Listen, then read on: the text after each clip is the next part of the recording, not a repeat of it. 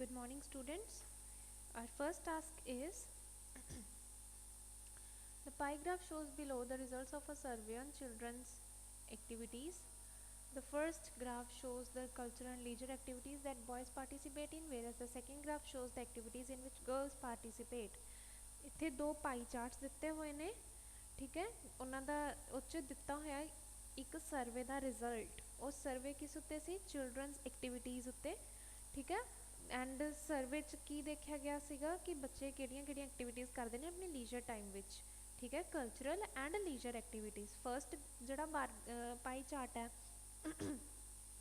ਉਹ 'ਚ ਆਪਾਂ ਨੂੰ ਬॉयज़ ਦੀਆਂ ਕਲਚਰਲ ਐਂਡ ਲੀਜ਼ਰ ਐਕਟੀਵਿਟੀਜ਼ ਦਿੱਤੀਆਂ ਨੇ। ਜਿਹੜਾ ਸੈਕਿੰਡ ਵਾਲਾ ਉਹ 'ਚ ਗਰਲਸ ਦੀਆਂ ਦਿੱਤੀਆਂ ਹੋਈਆਂ ਨੇ, ਠੀਕ ਹੈ। ਮਤਲਬ ਇੱਥੇ ਆਪਾਂ ਨੂੰ ਇੱਕ ਸਰਵੇ ਦਾ ਰਿਜ਼ਲਟ ਕਹਿ ਸਕਦੇ ਹਾਂ, ਕੰਕਲੂਜਨ ਕਹਿ ਸਕਦੇ ਹਾਂ, ਠੀਕ ਆ। ਉਹ ਚੀਜ਼ ਦਿੱਤੀ ਗਈ ਹੈ, ਠੀਕ ਆ। ਪਾਈ ਗ੍ਰਾਫ ਕਹਿ ਸਕਦੇ ਹਾਂ, ਸਰਕੂਲਰ ਚਾਰਟ ਕਹਿ ਸਕਦੇ ਹਾਂ, ਓਕੇ। ਦੈਨ ਆਪਾਂ ਲੀਜ਼ਰ ਐਕਟੀਵਿਟੀਜ਼ ਨੂੰ ਆਪਾਂ ਫ੍ਰੀ ਟਾਈਮ ਜਾਂ ਸਪੇਅਰ ਟਾਈਮ ਐਕਟੀਵਿਟੀਜ਼, ਠੀਕ ਹੈ, ਇਸ ਤਰੀਕੇ, ਠੀਕ ਹੈ। ਦੈਨ ਦੇਖੋ ਓਵਰਆਲ ਇਹ 'ਚ ਕੀ ਟਰੈਂਡਸ ਨੇ। ਰੀਡਿੰਗ ਗਰਲਸ ਨੇ ਮੈਕਸੀਮਮ ਪ੍ਰੈਫਰ ਕੀਤੀ, ਬॉयज़ ਨੇ ਮਿਨੀਮਮ ਕੀਤੀ, ਠੀਕ ਆ। ਦੈਟ ਮੀਨਸ ਗਰਲਸ ਨੇ ਆਲਮੋਸਟ 10 ਟਾਈਮਸ ਮੋਰ ਪ੍ਰੈਫਰ ਕੀਤਾ ਰੀਡਿੰਗ ਨੂੰ, ਠੀਕ ਹੈ। ਮਿਊਜ਼ਿਕ ਆਲਮੋਸਟ ਦੋਨਾਂ ਦਾ ਸੇਮ ਹੀ ਹੈ, ਆਲਮੋਸਟ ਨਹੀਂ ਇਕੁਅਲ ਹੀ ਹੈ। ਦੋਨਾਂ ਨੇ ਸੇਮ ਪ੍ਰੈਫਰੈਂਸ ਦਿੱਤੀ ਮਿਊਜ਼ਿਕ ਸੁਣਨ ਲਈ, ਠੀਕ ਹੈ ਜੀ। ਦੈਨ ਦੇਖੋ ਗੇਮਸ ਬॉयज़ ਨੇ ਕਿਹੜੀਆਂ ਕਿਹੜੀਆਂ ਪ੍ਰੈਫਰ ਕੀਤੀਆਂ? Soccer, basketball and skateboarding. On the other hand girls ਨੇ ਕੀ ਪ੍ਰੈਫਰ ਕੀਤਾ? ਜਿਮਨਾਸਟਿਕਸ, ਡਾਂਸਿੰਗ ਐਂਡ ਨੈਟਬਾਲ, ਠੀਕ ਹੈ। ਦੈਨ ਕੰਪਿਊਟਰ ਗੇਮਸ ਬॉयज़ ਨੇ ਖੇਲੀਆਂ 34% ਐਂਡ ਗਰਲਸ ਨੇ 16% ਹੀ ਪ੍ਰੈਫਰ ਕੀਤਾ। ਦੈਟ ਮੀਨਸ ਆਪਾਂ ਕਹਿ ਸਕਦੇ ਹਾਂ ਕਿ ਬॉयज़ ਦੀ ਕੰਪਿਊਟਰ ਗੇਮਸ ਲਈ ਪ੍ਰੈਫਰੈਂਸ ਗਰਲਸ ਨਾਲੋਂ ਮੋਰ ਦੈਨ ਡਬਲ ਸੀ। 16 ਦਾ ਡਬਲ ਹੁੰਦਾ 32 ਹੈ, 34 ਆ, ਮੋਰ ਦੈਨ ਡਬਲ ਪ੍ਰੈਫਰ ਕੀਤਾ ਬॉयज़ ਨੇ, ਠੀਕ ਹੈ। ਦੈਨ ਇਹ 'ਚ ਦੇਖੋ ਮੈਕਸੀਮਮ ਪ੍ਰਪੋਰਸ਼ਨ ਕਿੰਨਾ ਦਾ? ਕੰਪਿਊਟਰ ਗੇਮਸ ਦਾ, ਠੀਕ ਹੈ ਜੀ। ਦੈਨ ਬਾਸਕਿਟਬਾਲ ਦਾ ਆਪਾਂ ਕਹਿ ਸਕਦੇ ਹਾਂ almost quarter, more than quarter, slightly more than quarter, ਹੈ ਨਾ। 25% ਹੁੰਦਾ ਕੁਆਟਰ, ਇਹ 26% ਹੈ, ਠੀਕ ਹੈ। Then music and skateboarding almost similar ਨੇ, 10% ਹੈ, 11% ਹੈ, ਠੀਕ ਹੈ। ਰੀਡਿੰਗ ਸਭ ਤੋਂ ਲੀਸਟ ਪ੍ਰੈਫਰਡ ਹੈ, ਠੀਕ ਹੈ। ਸੌਕਰ 17% ਲੋਕ ਬॉयज़ ਖੇਲਦੇ ਆ। ਗਰਲਸ 'ਚ ਦੇਖਿਆ ਜਾਵੇ ਤਾਂ ਸਭ ਤੋਂ ਜ਼ਿਆਦਾ ਪ੍ਰੈਫਰੈਂਸ ਹੈਗੀ ਹੈ ਡਾਂਸਿੰਗ ਨੂੰ, 27%, ਮੋਰ ਦੈਨ ਅ ਕੁਆਟਰ, ਠੀਕ ਹੈ। ਰੀਡਿੰਗ ਆਪਾਂ ਕਹਿ ਸਕਦੇ ਹਾਂ ਮੋਰ ਦੈਨ ਅ ਫਿਫਥ ਨਾ ਪ੍ਰਪੋਰਸ਼ਨ, ਜੇ ਪ੍ਰਪੋਰਸ਼ਨ 'ਚ ਲਿਖੋਗੇ ਤਾਂ more than a fifth. A fifth ਕਿੰਨਾ ਹੁੰਦਾ ਹੈ ਆਪਣਾ? 20%, ਇਹ 21 ਹੈ ਤਾਂ ਮੋਰ ਦੈਨ ਅ ਫਿਫਥ, ਠੀਕ ਹੈ ਜੀ। ਦੈਨ ਨੈਟਬਾਲ ਅਤੇ ਕੰਪਿਊਟਰ ਗੇਮਸ ਦਾ ਆਲਮੋਸਟ ਸਿਮਿਲਰ ਸੀਗਾ, ਠੀਕ ਹੈ। 15 ਹੈ, 16 ਹੈ, ਠੀਕ ਹੈ ਜੀ।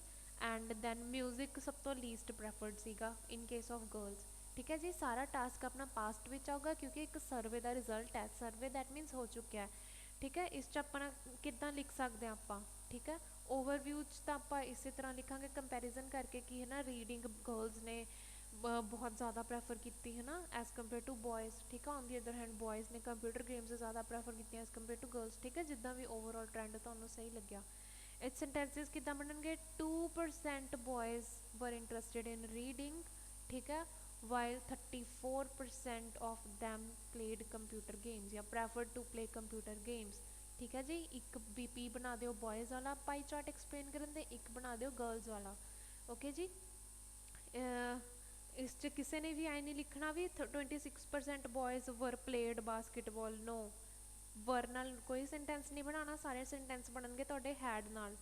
26% ਬॉयज़ had preferred to play basketball या had played basketball, ठीक है। soccer was played by almost 17% boys, 10% of the boys liked to listen to music, ठीक है। इस तरीके सिमिलरली गर्ल्स ਲਈ, ओके जी। So this is your task 1, ठीक है। दैन आ जाओ टास्क 2 ਤੇ। each year the crime rate increases, what are the causes of crime and what could be done to prevent this rise in criminal activity? ਕਹਿੰਦੇ ਹਰ ਸਾਲ ਜਿਹੜੇ crime rates ਨੇ increase ਹੋ ਰਹੇ ਨੇ, ਠੀਕ ਹੈ ਜੀ। ਦੈਨ ਆਪਾਂ ਦੱਸਣਾ ਹੈ ਕਾਜ਼ਿਸ ਕੀ ਕੀ ਨੇ ਇਸ ਕ੍ਰਾਈਮ ਦੇ and what could be done to prevent this rise in criminal activities. Criminal activity 'ਚ ਜਿਹੜਾ ਰਾਈਜ਼ ਹੋ ਰਿਹਾ ਆਪਾਂ ਉਹਨੂੰ ਕਿੱਦਾਂ ਪ੍ਰੀਵੈਂਟ ਕਰ ਸਕਦੇ ਹਾਂ, ਠੀਕ ਹੈ ਜੀ। ਹੁਣ ਦੇਖੋ ਕ੍ਰਾਈਮ ਰੇਟ ਇੰਕਰੀਜ਼ ਹੋ ਰਹੇ ਜਾਂ ਕ੍ਰਿਮੀਨਲ ਐਕਟੀਵਿਟੀਜ਼ ਕਹਿ ਸਕਦੇ ਹਾਂ ਜਾਂ ਐਂਟੀ ਸੋਸ਼ਲ ਐਕਟੀਵਿਟੀਜ਼ ਕਹਿ ਸਕਦੇ ਹਾਂ ਜਾਂ ਸੋਸ਼ਲ ਵਾਈਸਿਸ ਕਹਿ ਸਕਦੇ ਹਾਂ, VICES, ਠੀਕ ਹੈ ਜੀ। ਇਹ ਜਿਹੜੀਆਂ ਨੇ ਇੰਕਰੀਜ਼ ਹੋ ਰਹੀਆਂ ਨੇ ਐਵਰੀ ਈਅਰ, ਇਹਦੇ ਕਾਜ਼ਿਸ ਕੀ ਕੀ ਨੇ? ਫਸਟ ਕਾਜ਼ ਹੈ ਜੀ ਡਰੱਗਸ ਐਂਡ ਐਲਕੋਹਲ, ठीक है जी।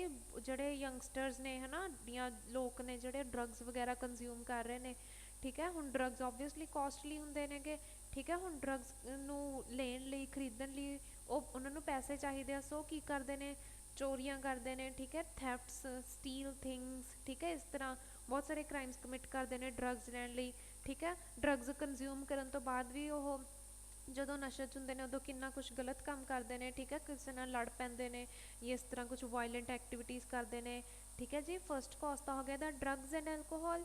ਸੈਕਿੰਡਲੀ ਆਪਾਂ ਕਹਿ ਸਕਦੇ ਹਾਂ ਅਨਇੰਪਲੋਇਮੈਂਟ, ਠੀਕ ਹੈ। ਲੋਕਾਂ ਕੋਲ ਜਦ ਐਮਪਲੋਇਮੈਂਟ ਨਹੀਂ ਹੈਗੀ ਤਾਂ ਉਹ ਆਪਣੇ ਘਰ ਦਾ ਖਰਚਾ ਕਿੱਦਾਂ ਚਲਾਉਣਗੇ, ਠੀਕ ਹੈ ਜੀ। ਜਾਂ ਫਿਰ ਅਨਇੰਪਲੋਇਮੈਂਟ ਕਹਿ ਸਕਦੇ ਹਾਂ, ਜਾਂ ਫਿਰ ਮਤਲਬ ਲੋ ਵੇਜਿਸ ਕਹਿ ਸਕਦੇ ਹਾਂ, ਠੀਕ ਆ। ਤਾਂ ਉਹ ਸੋਚਦੇ ਨੇ ਕਿ ਅਗਰ ਸਾਨੂੰ ਜੋਬ ਹੀ ਨਹੀਂ ਮਿਲ ਰਹੀ ਤਾਂ ਅਸੀਂ ਹੈ ਨਾ ਚੋਰੀਆਂ ਕਰਾਂਗੇ ਜਾਂ ਡਾਕੇ ਪਾਵਾਂਗੇ ਸੋ ਦੈਟ ਅਸੀਂ ਮਨੀ ਗੇਨ ਕਰ ਸਕੀਏ, ਠੀਕ ਹੈ।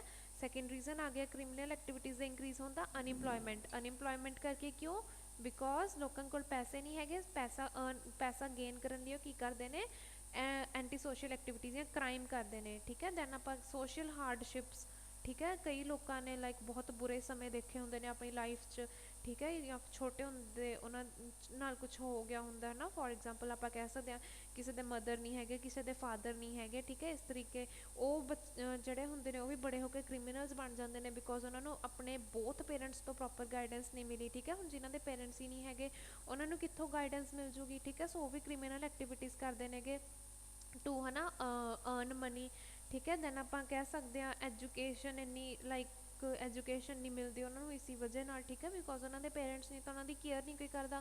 ਹੁਣ ਉਹਨਾਂ ਕੋਲ ਐਜੂਕੇਸ਼ਨ ਨਹੀਂ ਤਾਂ ਪ੍ਰੋਪਰ ਜੋਬਸ ਨਹੀਂ ਲੈ ਸਕਦੇ, ਸੋ ਦੈਟ ਇਜ਼ ਵਾਈ ਦੇ ਡੂ ਕ੍ਰਿਮੀਨਲ ਐਕਟੀਵਿਟੀਜ਼, ਠੀਕ ਹੈ। ਨੈਗੇਟਿਵ ਇਨਵਾਇਰਮੈਂਟ ਕਹਿ ਸਕਦੇ ਹਾਂ, ਠੀਕ ਆ। ਪਰ ਉਹਨਾਂ ਦਾ ਫਰੈਂਡ ਸਰਕਲ ਨਹੀਂ ਵਧੀਆ ਹੁੰਦਾ, ਕਈ ਵਾਰ ਉਹਨਾਂ ਦੇ ਫਰੈਂਡਸ ਹੀ ਐਸੇ ਹੁੰਦੇ ਆ ਜਿਹੜੇ ਕ੍ਰਾਈਮ ਕਰਦੇ ਆ ਤਾਂ ਉਹ ਆਪਣੇ ਫਰੈਂਡਸ ਤੋਂ ਇਨਫਲੂਐਂਸ ਹੋ ਜਾਂਦੇ ਆ, ਸੋ ਦੈਟ ਇਜ਼ ਵਾਈ ਦੇ ਕਮਿਟ ਕ੍ਰਾਈਮਸ, ਠੀਕ ਹੈ। ਕਈ ਲੋਕ ਉੱਦਾਂ ਹੀ ਮੈਂਟਲੀ ਇਲ ਹੁੰਦੇ ਆ, ਠੀਕ ਆ। ਮੈਂਟਲੀ ਲਾਈਕ ਨਹੀਂ ਸਹੀ ਹੁੰਦੇ, ਸਾਈਕੋਲੋਜੀਕਲ ਡਿਸਆਰਡਰਸ ਹੁੰਦੇ ਉਹਨਾਂ ਨੂੰ ਕੋਈ, ਸੋ ਉਹਨਾਂ ਨੂੰ ਨਹੀਂ ਪਤਾ ਲੱਗਦਾ ਕਿ ਅਸੀਂ ਕੀ ਕਰ ਰਹੇ ਹਾਂ, ਉਹਨਾਂ ਨੂੰ ਨਹੀਂ ਪਤਾ ਲੱਗਦਾ ਕਿ ਜੋ ਅਸੀਂ ਕਰ ਰਹੇ ਹਾਂ ਉਹ ਸਹੀ ਵੀ ਹੈ ਜਾਂ ਗਲਤ ਹੈ, ਠੀਕ ਹੈ। ਤਾਂ ਵੀ ਉਹ ਲੋਕ ਵੀ ਕ੍ਰਾਈਮ ਕਰਦੇ ਨੇ, ਸੋ ਠੀਕ ਹੈ। These are the various causes of crime.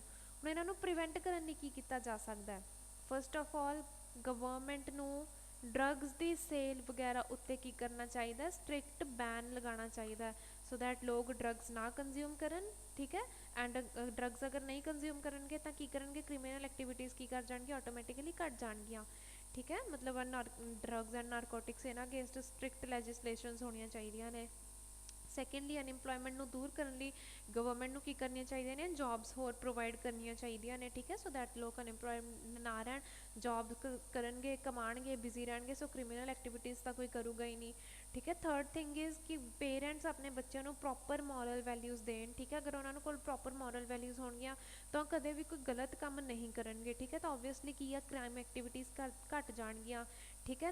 Government ਨੂੰ ਅਫੋਰਡੇਬਲ ਐਜੂਕੇਸ਼ਨ ਦੇਣੀ ਚਾਹੀਦੀ ਹੈ ਸਾਰਿਆਂ ਨੂੰ, ਠੀਕ ਹੈ। ਸੋ ਸਾਰੇ ਲੋਕ ਲਿਟਰੇਟ ਹੋ ਜਾਣ, ਪੜ੍ਹੇ ਲਿਖੇ ਬਣ ਜਾਣ, ਅਤੇ ਹੁਣ ਪੜ੍ਹੇ ਲਿਖੇ ਲੋਕ ਤਾਂ ਕ੍ਰਿਮੀਨਲ ਐਕਟੀਵਿਟੀਜ਼ ਨਹੀਂ ਕਰਨਗੇ, ਠੀਕ ਹੈ। ਸੋ ਅਗਰ ਉਹਨਾਂ ਨੂੰ ਐਜੂਕੇਸ਼ਨ ਮਿਲੂ, ਲਿਟਰੇਸੀ ਹੋਊਗੀ ਤਾਂ ਹੀ ਕੀ ਨੇ ਜਿਹੜੀਆਂ ਕ੍ਰਿਮੀਨਲ ਐਕਟੀਵਿਟੀਜ਼ ਘੱਟ ਜਾਣਗੀਆਂ, ਠੀਕ ਹੈ। ਬਾਕੀ ਗਵਰਨਮੈਂਟ ਨੂੰ ਪ੍ਰੋਪਰ ਰੀਹੈਬਿਲੀਟੇਸ਼ਨ ਸੈਂਟਰਸ, ਜਿਨ੍ਹਾਂ ਨੂੰ ਆਪਾਂ ਪੰਜਾਬੀ ਵਿੱਚ ਨਸ਼ਾ ਛੁਡਾਊ ਕੇਂਦਰ ਕਹਿੰਦੇ ਹਾਂ, ਉਹ ਸੈਟਅਪ ਕਰਨੇ ਚਾਹੀਦੇ ਨੇ, ਠੀਕ ਹੈ। ਸੋ ਜਿਹੜੇ ਲੋਕ ਨਸ਼ਾ ਕਰਦੇ ਵੀ ਨੇ, ਠੀਕ ਹੈ, ਉਹ ਇਹਨਾਂ ਸੈਂਟਰਸ 'ਚ ਜਾ ਕੇ ਆਪਣੀ ਇਸ ਆਦਤ ਨੂੰ ਛੱਡ ਦੇਣ ਅਤੇ ਲਾਈਕ ਜ਼ਿੰਦਗੀ 'ਚ ਕੁਛ ਵਧੀਆ ਕਰਨ, ਠੀਕ ਹੈ। ਸੋ ਇਹਦੇ ਨਾਲ ਵੀ ਕ੍ਰਾਈਮ ਰੇਟ ਘੱਟ ਜੂਗਾ, ਠੀਕ ਹੈ। ਅਤੇ ਜਿਹੜੇ ਲੋਕ ਵੀ ਕ੍ਰਾਈਮ ਕਰਦੇ ਨੇ ਗਵਰਨਮੈਂਟ ਨੂੰ ਉਹਨਾਂ ਲਈ ਬਹੁਤ ਸਟ੍ਰਿਕਟ ਪਨਿਸ਼ਮੈਂਟਸ ਕਰਨੀਆਂ ਚਾਹੀਦੀਆਂ ਨੇ, ਸੋ ਦੈਟ ਲੋਕ ਕ੍ਰਾਈਮ ਕਰਨ ਤੋਂ ਡਰਨ ਵੀ, ਹਾਂ ਇੰਨੀ ਜ਼ਿਆਦਾ ਸਟ੍ਰਿਕਟ ਪਨਿਸ਼ਮੈਂਟ ਮਿਲ ਸਕਦੀ ਹੈ, ਠੀਕ ਹੈ। ਸੋ ਮਤਲਬ ਦੀਜ਼ ਆਰ ਸਮ ਮੈਜਰਸ ਜਿਹਦੇ ਨਾਲ ਕੀ ਹੈ, ਜਿਹੜੇ ਕ੍ਰਾਈਮ ਰੇਟਸ ਨੇ ਪ੍ਰੀਵੈਂਟ ਕੀਤੇ ਜਾ ਸਕਦੇ ਨੇ, ਠੀਕ ਹੈ। ਆਪਣੇ ਪਹਿਲਾਂ ਇੰਟਰੋਡਕਸ਼ਨ ਲਿਖ ਕੇ ਕ੍ਰਿਮੀਨਲ ਐਕਟੀਵਿਟੀਜ਼, ਠੀਕ ਹੈ, ਆਪਣਾ ਉਹ 'ਚ ਦੇ ਕੇ ਥੀਸਿਸ ਸਟੇਟਮੈਂਟ, ਦੈਨ ਵੀ ਹੈ ਨਾ ਕੀ ਤੁਹਾਡੇ ਅਕੋਰਡਿੰਗ ਮੇਜਰ ਕਾਜ਼ਜ਼ ਨਾ, the major causes this and the solutions are this and this. Then ਆਪਣੇ BP1 'ਚ ਕਾਜ਼ਜ਼ ਡਿਸਕਸ ਕਰ ਦਿਓ, ਠੀਕ ਹੈ। ਐਗਜ਼ਾਮਪਲਸ ਵਗੈਰਾ ਜ਼ਰੂਰ ਪਾ ਦਿਓ, ਫੋਰ ਐਗਜ਼ਾਮਪਲ ਦੇਖਿਆ ਗਿਆ ਕਿ ਹੈ ਨਾ ਇੰਨੇ % ਜਿਹੜੇ ਕ੍ਰਿਮੀਨਲ ਐਕਟੀਵਿਟੀਜ਼ ਨੇ ਉਹ ਨਸ਼ੇ ਕਰਨ ਵਾਲੇ ਲੋਕ ਹੀ ਕਰਦੇ ਨੇ, ਠੀਕ ਹੈ। ਇਸ ਤਰ੍ਹਾਂ ਜਾਂ ਕੁਛ ਵੀ ਤੁਹਾਡਾ ਜਿਹੜਾ ਰੈਲੇਵੈਂਟ ਸਰਵੇ ਬਣਦਾ ਹੋਇਆ, ਕੋਈ ਐਗਜ਼ਾਮਪਲ ਬਣਦੀ ਹੋਈ ਪਾ ਦਿਓ, ਠੀਕ ਹੈ। ਸੈਕਿੰਡ BP ਵਿੱਚ ਸੋਲਿਊਸ਼ਨਸ ਡਿਸਕਸ ਕਰ ਦਿਓ ਸਾਰੇ, ਠੀਕ ਹੈ। ਦੈਨ ਇੱਕ ਐਗਜ਼ਾਮਪਲ ਪਾ ਦਿਓ, ਫੋਰ ਐਗਜ਼ਾਮਪਲ ਵੀ ਇਹ ਦੇਖਿਆ ਗਿਆ ਵੀ ਜਿਹੜੇ ਗਵਰਨਮੈਂਟਸ ਨੇ ਬੈਨ ਕੀਤਾ ਤਾਂ ਉੱਥੇ ਇੰਨੇ % ਕ੍ਰਾਈਮ ਰੇਟ ਰਿਡਿਊਸ ਹੋ ਗਏ, ਠੀਕ ਹੈ। ਇਸ ਤਰੀਕੇ ਦੈਨ ਆਪਣੀ ਕੰਕਲੂਜਨ 'ਚ ਓਵਰਆਲ ਜਿੰਨਾ ਵੀ ਕੁਛ ਤੁਸੀਂ ਲਿਖਿਆ ਹੈ ਆਪਣੇ ਸਾਰੇ ਐਸੇ ਵਿੱਚ ਉਹਨੂੰ ਕੀ ਕਰ ਦੇਣਾ, ਕੰਕਲੂਡ ਕਰ ਦੇਣਾ, ਓਕੇ ਜੀ। So this is all about your writing task, thank you.